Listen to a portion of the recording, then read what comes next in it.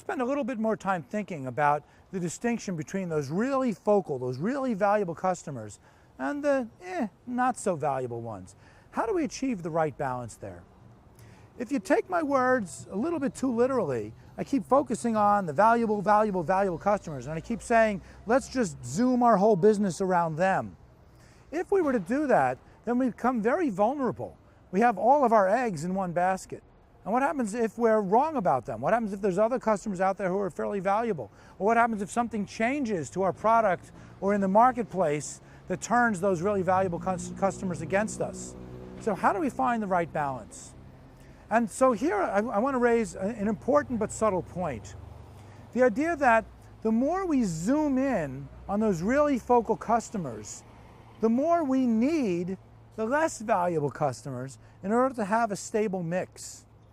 The metaphor that I like to use here comes from finance.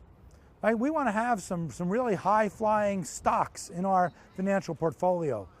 High risk, high return. We definitely want to have some of them. Those are going to be where the real growth comes from.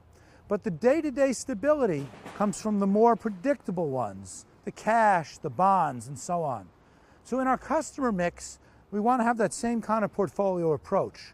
We want to have a large number of these stable, predictable, but potentially not very valuable customers that we're going to balance off with the high flyer customers, the really focal ones. This is where I come up with the notion of the paradox of customer centricity. It goes like this: the more we zoom in on those really valuable customers, the more we need those other customers around in order to have a stable balance for the company as a whole. You see, with only a few exceptions, no company can be truly, purely customer-centric. If you're a private wealth manager and your customer base consists of 4 billionaires, yes, you can be totally customer-centric. You know everything about every one of them. You can be a trusted advisor to each one of them.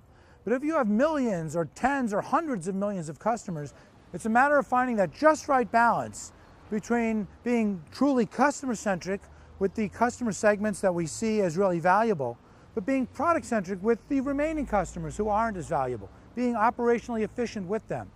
Now, the difference between a true product-centric firm is that we're not going to let those so-so customers drive the business. We're going to continue to focus on the customer-centric ones for growth. We're going to continue to focus a disproportionate amount of our R&D activity on those really good customers, coming up with products for them, hoping and finding ways to make those same products palatable and attractive for the product-centric customers, but it's a matter of finding that balance. That's the paradox of customer centricity, and one of the challenges for firms is to figure out how to do that well.